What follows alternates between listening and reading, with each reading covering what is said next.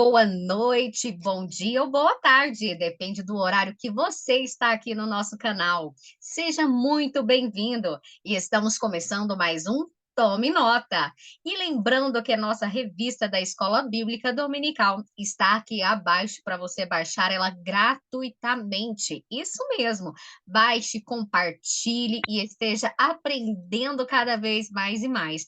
E o tema da nossa revista é avivamento. Olha que tema importantíssimo para todos nós nos dias de hoje. Porque diante de tantas dificuldades que nós temos enfrentado, mantermos-nos com a chama acesa em nosso coração é algo bem difícil. Mas o irmão Mateus Correia trouxe para nós essa temática sobre arrependimento. Olha que benção! Lindo demais. O tema é o sacrifício agradável a Deus, lição número 4. Seja bem-vindo, irmão Mateus Correia. Que satisfação ter você aqui conosco. E agora, não só como apresentador, né, mas como escritor da nossa lição. Amém, glória a Deus. O mundo dá voltas, né? Graças a Deus. Mas é algo bom demais estar do outro lado, poder escrever uma lição. Foi uma alegria, acho que um desejo antigo no coração. Fiquei muito feliz de falar de um tema que eu gosto muito, acho muito caro, né, dentro da doutrina cristã, que é o arrependimento, né? Falar sobre isso, e ainda mais falando sobre avivamento, essa temática que a gente tem comentado, falado tanto, acho que foi muito valioso. Creio que cresci muito e creio que todos que lerem a lição vão poder crescer muito a partir desse entendimento. Eu já confesso que eu fui abençoadíssima, irmão Mateus. Eu acho um tema de extrema importância, mas eu não vou dar spoiler, não. Nós vamos, na nossa conversa, vamos demonstrar o motivo da importância desse arrependimento, né? E para já iniciar, eu achei muito interessante que o irmão, de início na nossa lição, já explicou o que que é o arrependimento. Então, eu gostaria que o irmão trouxesse para nós aqui o que que é o arrependimento. Amém. Eu gosto muito aquela frase clássica, né? Tem que partir do começo. Mas eu acho muito valioso a gente começar a entender a origem, entender realmente o que significa aquilo, né? A gente fala tanto sobre se arrepender, mas o sentido de arrependimento é um sentido muito bacana, né? Eu trouxe na revista a definição original do termo usado no Novo Testamento, que é metanoia, que tem a ver com uma mudança de pensamento, né? E é justamente essa ideia de que você tem uma maneira de pensar, o próprio texto de Romanos 12, capítulo 1, sobre renovar a sua mente, é exatamente esse entendimento dessa mudança de que você pensa de uma maneira, você age de uma maneira, mas agora toda a sua cosmovisão, toda a sua maneira de pensar, ela muda, né? A própria palavra arrependimento no português, ela vai ter esse sentido de que você estava indo em uma direção, você se arrepende e começa a caminhar para o outro lado. Então, um arrependimento, ele vai trazer nesse conceito justamente uma vida, dizemos também em Efésios e Romanos. E aí, quando nós encontramos a graça de Cristo, quando nós encontramos o amor de Jesus, nós que caminhávamos em direção à morte, nós paramos, viramos 180 graus e começamos a caminhar em direção à vida, em direção a Cristo, num novo estilo de vida e totalmente transformados não só na mente, mas no coração e novas criaturas. Glória a Deus, olha, então é uma mudança completamente total, é 100%. Nós estávamos de um lado e agora nós vamos para outro completamente diferente daquilo que era a nossa realidade, né? E o irmão trouxe também, depois de todo esse contexto, explicando do que é o arrependimento através do Novo Testamento, que o irmão trouxe o que, que era preciso para ser perdoado no Antigo Testamento e o que, que agora é preciso para ser perdoado a partir da vinda de Cristo, né? A partir do Novo Testamento. E então, como que era? Traz para nós todo esse contexto anterior, como que era para ser perdoado, o que, que as pessoas precisavam fazer, né? E hoje, o que, que nós precisamos fazer? Perfeito. Quando nós lemos a história em Gênesis, que Adão peca e ele cai no tropeço, é uma passagem que é muito interessante, é que logo quando Deus encontra Adão e tem aquele diálogo com ele, Deus ele sacrifica um animal e veste Adão e Eva a partir da pele daquele animal. Ali é o primeiro ato simbólico do que em Levítico vai ficar instituído como um sacrifício por perdão de pecados. Em Levítico, no capítulo 4, Deus vai instituir no seu novilho de uma ovelha sem mancha, sem máculas, uma ovelha pura, para a remissão dos pecados. Mas é interessante que, ao longo do Antigo Testamento, nós começamos a entender mais sobre esse entendimento, como o próprio Davi vai dizer no Salmo 51, que o que agrada a Deus não é o sacrifício de animais, mas é um coração contrito e quebrantado. Em Oséias, Deus também vai dizer, no capítulo 6, no versículo 6, de que ele quer misericórdia, não sacrifício. Ele quer que as pessoas conheçam a ele muito mais do que ele quer holocaustos. Então, o que isso mostra desde o Velho Testamento, que o primeiro passo para um perdão, muito mais do que o sacrifício do animal, já era o traço do arrependimento no coração da pessoa. Não era simplesmente escolher um animal, matar ele, pronto, estou perdoado e posso continuar pecando. É como se fosse aquele salvo-induto. Não, vou fazer o que eu quiser, mato uns animalzinhos para Deus e vou continuar fazendo o que eu quiser. Mas o que Deus institui ali é para que quando eles se arrependessem, poxa, pequei, me arrependi, o que eu faço? Eu sacrifico um animal para que os meus pecados sejam lavados. Mas no arco do plano de redenção, esses animais, por mais puros que eles fossem, eles não conseguiam perdoar completamente os nossos pecados, eles não tinham o poder de nos purificar da verdadeira condenação e da morte, tamanho eram os nossos pecados. Eles eram um símbolo, eles eram um ritual daquilo que viria de ser. Como Paulo vai dizer, eles eram a sombra, era a lei que preparava para o caminho daquilo que seria perfeito, que era o sacrifício de Jesus, o único sacrifício que realmente teve poder de nos perdoar e de nos purificar de todos os pecados. Da mesma maneira, assim que Jesus ele paga o preço por nós na cruz, a mensagem que ele pregava antes, que seus apóstolos vão pregar depois, é que nós nos arrependamos e aceitemos o sacrifício que ele entregou na cruz, que nós aceitemos ele como nosso Senhor e Salvador, para que os nossos pecados sejam lavados, para que os nossos pecados sejam perdoados e que aí nós possamos viver nascendo de novo pelo Espírito, vivendo essa nova natureza, sendo verdadeiramente perdoados e salvos, vivendo como pessoas salvas, como filhos de Deus. Uau, que incrível! Olha para você ver, sair de algo material e ir para algo realmente de dentro de nós. Porque se poderia ser muito, não quero questionar a dificuldade que as pessoas tinham naquela época, né? Mas, por exemplo, você ir lá, pecava, pagava, levava o cordeiro, seja qual for, o tipo que você tinha que levar, e então você estava redimido de seus pecados. Você cometia pecado atrás do outro novamente, e então você levava outro cordeiro para se redimir. Como assim? Então aquilo não estava verdadeiramente dentro do coração, né? E hoje é consciência, é a racionalidade nossa, dessa vivência de realmente querer a Cristo, de realmente entender que existe um propósito maior para a nossa vida. É algo incrível. E quando nós conhecemos verdadeiramente a esse Deus, esse Cristo, esse Jesus que morreu na cruz do Calvário, isso gera algo diferente em nós. E você abordou na lição sobre essa questão do fruto do amor. Então, o que que seria esse fruto do amor? Como que seria a comprovação dele, mostrar que ele realmente existe em nós nos dias atuais? Amém. Tem uma história, né, que eu citei na lição, que eu me identifico muito até por conta do meu nome, mas a partir dessa instinga por conta do meu nome, esse ano eu meditei muito nessa história, Deus trabalhou muito no meu coração a partir da história, o chamado de Mateus. Justamente porque quando nós vemos todo o arco da redenção, é uma história de amor, é uma história de um Deus que, quando podia ter condenado a humanidade lá em Adão, mandado descer fogo do céu, consumir eles lá e pronto. Deus teve misericórdia desde lá e ele promete lá em Gênesis que da semente deles, da semente de Eva viria alguém que pisaria na cabeça da serpente. Obra essa que Jesus Cristo consuma na cruz.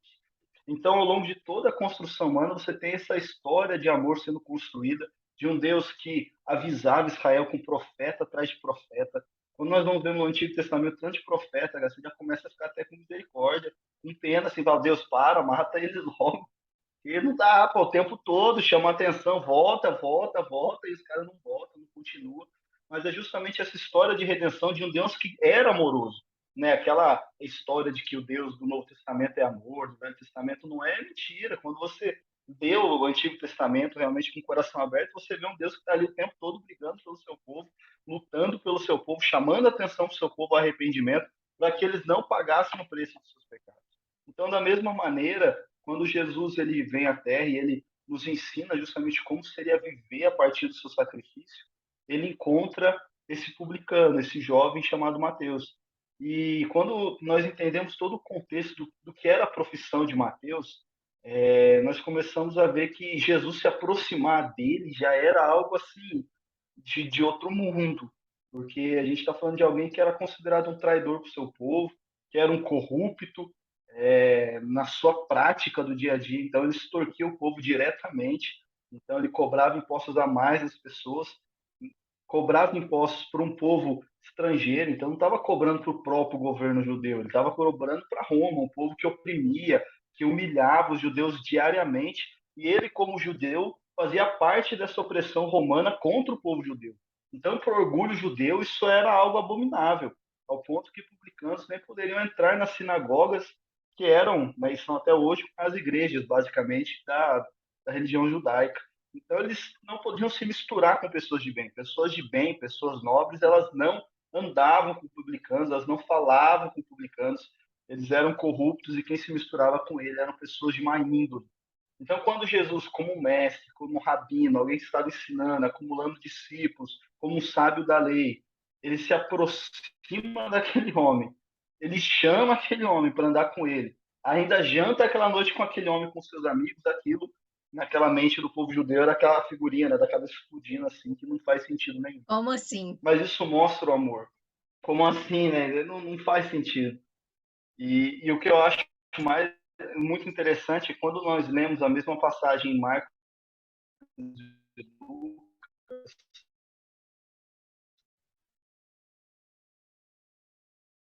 é que Marcos e Lucas relatam um chamado de Levi, o que indica para nós que talvez Mateus fosse um segundo nome ou ele para Mateus.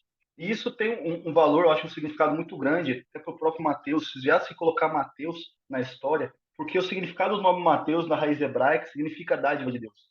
Então eu gosto de ver um mundo em que olhava para Levi como publicano, como corrupto, como ladrão, como traidor. E aí, de repente, Jesus olha para o mesmo Levi que todo mundo. Só que Jesus ele vai mais além, ele consegue ver mais os pecados, pode olhar para ele e ver Mateus. Ver uma dádiva de apóstolo que até hoje nós conhecemos, milhares de pessoas assim como eu têm o nome de Mateus. Então o Evangelho tem um livro gigante, o maior livro do Novo Testamento com o nome dele, o livro mais conhecido do mundo, cidades com o nome dele, bairros com o nome dele, justamente porque ele foi alcançado por aquele amor. Então, eu acho que a história de Mateus ela resume muito dessa história, desse amor de Cristo, que quando ele nos encontra, ele transforma a nossa vida. E o que eu acho interessante é porque Jesus chama Mateus, Mateus levanta, vai, e Mateus nunca mais volta para a coletoria. Mas naquela noite ele dá um jantar para Jesus, chama seus amigos para que eles também conheciam Jesus. E aí eu tiro algumas características. A primeira é de que esse amor de Deus é ele que nos encontra e nos leva ao arrependimento. Porque é um amor que nos confronta, é um amor que nos corrói. Quando nós entendemos esse amor, assim como Mateus estava lá, ninguém ligava para ele, todo mundo odiava ele. E aí, de repente chega aquele mestre, olha para ele, chama pelo nome, chama por um nome, olha para ele com valor inestimável. Aquilo, eu imagino que dentro do coração dele, as autodefesas que ele tinha, tudo corroeu. Eu imagino ele se levantando e chorando ao encontro de Jesus.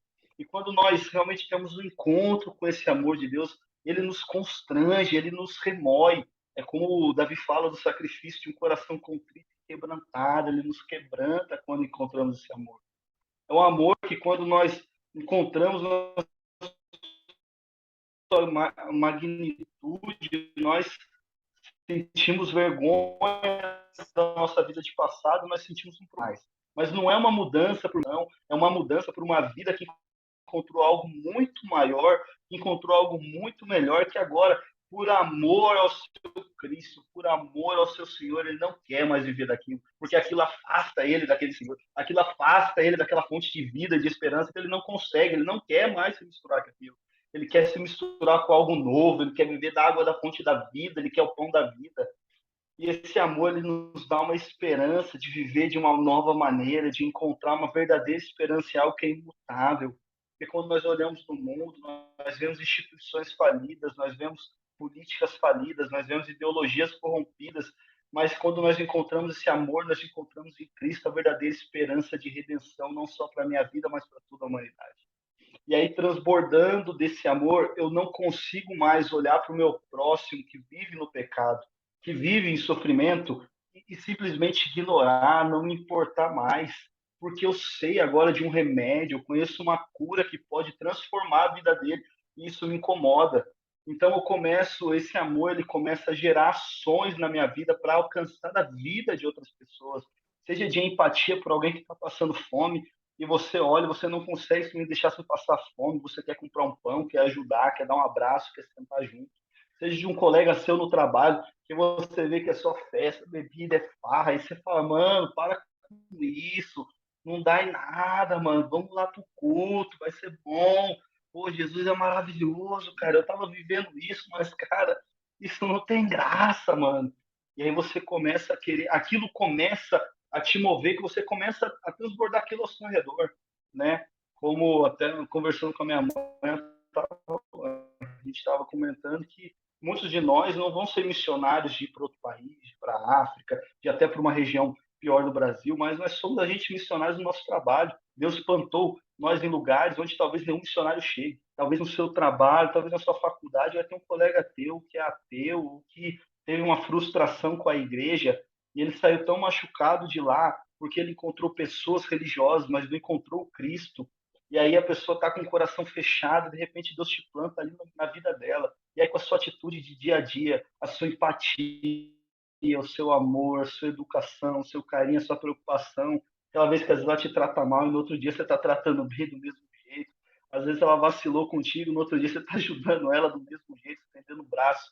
Isso começa a serem atitudes de amor que começam a minar as defesas daquela pessoa. Você começa a entrar raios de luz naquele coração e de repente aquela pessoa ela se abre para você e você consegue falar do amor de Cristo, daquilo que mudou sua vida, daquilo que tem te movido a viver daquela maneira e você alcança a vida daquela pessoa. Então, quando eu falo do fruto do amor, eu falo desse encontro do amor de Cristo com a nossa vida, assim como encontrou Mateus, que gerou uma transformação. Mateus era o publicano, tinha talentos, provavelmente muito assíduos, sabia outros idiomas para poder exercer seu trabalho, e ele usou isso com uma maestria para escrever o maior dos relatos sobre Jesus. É no livro de Mateus que nós temos o Sermão da Montanha, é no livro de Mateus que, né, na versão completa, nós temos o Sermão Escatológico de Jesus, nós temos o maior compilado das falas de Jesus, dos sermões de Jesus estão no Evangelho de Mateus. Mateus foi um dos 12 apóstolos que construíram a igreja, que fortaleceram os pilares da estrutura daquela igreja. Foi uma enviado de Deus pelas nações durante o primeiro século. Como o Thiago fala, uma fé sem obras é na minha vida, a fé no Filho de Deus, a fé no que Jesus fez na minha vida e pode fazer na vida das pessoas. Essa fé gera obras na minha vida. Eu não faço obras para ser salvo, mas como alguém que verdadeiramente foi salvo, verdadeiramente foi liberto e transformado. Eu começo a gerar obras, o Espírito Santo começa a me transformar em imagem de Cristo. E quanto mais parecido com Jesus, mais atitudes como as de Jesus eu tomo. No dia a dia, esse amor começa a transmitir por meio de todas as minhas atitudes, das minhas falas, a minha maneira de ser. E as pessoas começam a conhecer mais dessa graça por meio das nossas atitudes, por meio do amor de Jesus. que inundou a nossa vida. Porque, nossa, é muito interessante, porque realmente é algo que, como fluiu de dentro, Cristo, ele está dentro de nós, é algo, acaba transbordando em outras vidas, né? Não é algo manipulável, não é algo pensado para ser feito, não. Quando nós temos esse encontro com Cristo, que nós entendemos o que, que tem no coração do Pai, que é amor a vidas, então nós passamos a amar vidas também, e com isso nossas atitudes vão refletir aquilo que realmente existe dentro de nós, dentro do nosso coração, né? Que é o amor. Agora, uma coisa muito importante que eu achei que você trouxe na lição também para a gente é em questão da importância do arrependimento para toda essa mudança de vida. E esse arrependimento, então, qual a importância dele, né? E o que que ele pode gerar na nossa vida? Qual é o impacto que ele tem, qual a ligação que ele tem para a nossa vida eterna, para a nossa salvação? O que que o arrependimento tem ligação direta com isso? O arrependimento é o famoso pontapé inicial, usando uma linguagem de futebol. É o início do jogo, é quando nós encontramos Jesus na nossa vida, como Mateus. Ele podia continuar sentado na coletoria, ele podia ter ido com Jesus e voltado para lá, mas o que fica marcante é que ele levanta e vai. Mateus tinha posse. Mateus era alguém relevante porque ele fez um jantar com vários amigos, com várias pessoas, então provavelmente isso mostra que ele era alguém relevante. Ele tinha muitas posses, ele provavelmente era talentoso naquilo que ele fazia, ele tinha uma vida construída. Ele era um funcionário público do seu tempo, né? E a gente no Brasil que valoriza tanto essa questão de ter um cargo público, Mateus ele estava lá nesse lugar, então ele tinha uma vida extremamente confortável humanamente falando. Ele era bem sucedido humanamente falando. Tinha esse problema com o seu povo, é verdade, mas ele fez uma escolha que financeiramente ele vivia muito bem, ele tinha suas posses. E quando ele encontra Jesus, automaticamente ele entende o que que aquela vida de pecado significava. Porque a coletoria na vida de Mateus ela representava uma vida de pecado. Ela representava uma vida afastada de Deus. Porque quando ele escolhe servir aos romanos, servir ao paganismo, servir à opressão, ele escolheu não servir a Deus. Ele escolheu não ir numa sinagoga, ele escolheu não poder ir ao templo adorar o seu Deus. Ele fez uma escolha de ser educado numa educação romana, não numa educação segundo a lei de Deus. Então ele fez uma escolha de servir ao mundo e de não servir a Deus. Então quando Deus chega à vida dele, na pessoa de Jesus Cristo, ele fez uma escolha naquele momento de deixar aquela caminhada de vida que ele tinha, que humanamente até era bem sucedida, mas que já tinha condenado ele à morte. Ele escolhe mudar de direção e caminhar junto com Jesus na cruz, porque a salvação, a vida eterna, o perdão de Deus, ele vem pela graça. Vós sois salvos mediante a graça, pela graça mediante a fé. Isso não vem de vós, é dom de Deus, como Paulo vai dizer em Efésios. Mas a nossa fé, ela é uma fé de verdade, além de uma palavra.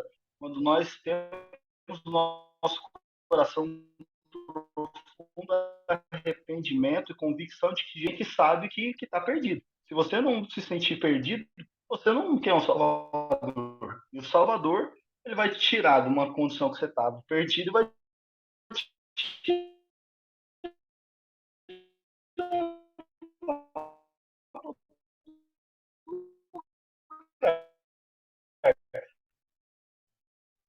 vai te salvar onde você está e vai para outro lugar. O Salvador, eu preciso entender que eu estava perdido e ela se torna essencial para que eu tome posse daquilo que ele entregou. Isso fica muito claro quando o próprio Jesus ele vai dizer em Mateus capítulo 4, versículo 7, se não me engano, 7 ou 17, que o reino dos céus está próximo, arrependei-vos, pois o reino dos céus está próximo. Nos textos que nós citamos na revista, em Pentecoste, e aí os apóstolos estavam falando no idioma de todas as pessoas e tudo mais, e Pedro começou a fazer um grande sermão. Quando Pedro terminou o sermão, naquele momento de descida do Espírito Santo, naquele momento de poder, as pessoas que estavam ouvindo perguntaram: e como é que nós fazemos para tomar posse disso? Como é que nós fazemos para viver isso?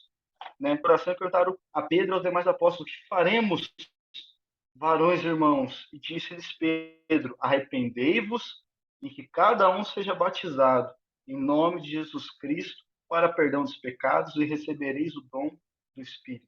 Como eu também citei, a gente falou no começo da conversa do Salmo 51, que basicamente é o que dá o nome para a lição, que é o sacrifício agradável a Deus, o coração contrito e quebrantado. Se nós queremos viver uma vida como cristãos, tendo o senhorio de Deus na nossa vida, nós precisamos viver uma vida de intimidade com Deus. Deus nos chama para uma vida de comunhão, de intimidade. Jesus, ele se encarna, ele é o Emmanuel, Deus conosco, justamente mostrando esse Deus que quer viver uma vida de relacionamento com o seu povo. Relacionamento que ele nos ensina bem na oração do Pai Nosso, que é um relacionamento diário, que é um relacionamento contínuo, e eu me achego ao Pai com o coração contrito e quebrantado. Eu começo a buscar a presença de Deus e eu me apresento a Ele com esse coração quebrantado, com esse coração humilde, buscando a presença do meu Senhor, buscando a presença de Deus, para que eu possa crescer com Ele, para que eu possa ser aperfeiçoado por Ele, para que eu possa viver uma vida de relacionamento com Ele. Pois, como as Escrituras vão dizer que a vida eterna é um conhecer e prosseguir em conhecer a Deus. Então, desde que Jesus nos dá a vida por meio da cruz, nós já começamos a saborear essa vida eterna desde já, vivendo esse relacionamento com Deus, vivendo essa intimidade com Deus, que vai viver sua plenitude na redenção dos dias, quando Jesus vier, sua igreja for arrebatada, nosso corpo for glorificado, enfim, nós vivemos face a face, eternamente com Deus, conhecendo, vivendo esse relacionamento. Então, a verdadeira vida cristã, ela parte de um arrependimento. Então, não tem como a gente olhar só o amor de Jesus como o amor libertinoso, que permite tudo, nessa visão de mundo hoje, que, eu gosto da pessoa, pode fazer o que quiser. Não. É um amor como um amor que realmente se importa. Quando eu me importo com alguém, eu não quero que aquela pessoa se machuque. Se eu sei que aquilo vai fazer mal para aquela pessoa, eu não quero que ela faça. Então, eu vou fazer o que estiver ao meu alcance para que aquilo não aconteça na vida daquela pessoa. Nós, sem Deus, nós morremos. É por isso que Deus sempre nos atenta para que nós não nos afastemos dele, porque sem ele nós não temos vida. E o pecado nos afasta de Deus. Então, nós precisamos realmente nos arrepender de deixar essa vida de pecado para trás, de lutar diariamente contra as tentações e contra o pecado na nossa carne que grita todos os dias, para que nós possamos continuar vivendo nessa íntima intimidade e esse forte relacionamento com Deus, para que nós continuemos frutificando em vida e vivendo a plenitude daquilo que Jesus entregou para nós na cruz, até que ele volte e aí enfim nós teremos os corpos glorificados e viveremos eternamente com ele, louvando, adorando e vivendo o paraíso. Todos em uma única voz, né, lá no céu, em nome de Jesus, vamos ter essa experiência Amém. incrível. Então, muito obrigada, irmão Matheus Correia, que Deus abençoe a vida do irmão, continue te usando cada dia mais e mais. Você que nos está ouvindo, que Deus use a sua vida para falar com outras pessoas através desta palavra. Não esqueça de curtir o nosso vídeo, de se inscrever no canal, de compartilhar, de baixar a sua revista e seja abençoado e também seja abençoador de outras vidas, tá bom? Conte com todos nós. Deixe aqui embaixo o seu comentário se você gostou, se você foi abençoado, o que vier ao seu coração. Que Deus abençoe a sua vida. Fique com Deus, irmão Matheus Correia. Até o próximo nosso encontro. Amém. Benção demais. Conte comigo. Vamos meditar nas Escrituras, vamos nos arrepender, vamos buscar esse avivamento de Deus para as nossas vidas, que a nossa igreja tanto anseia. E precisa. Amém. Verdade. Com Deus. Paz do Senhor a todos. Com Deus.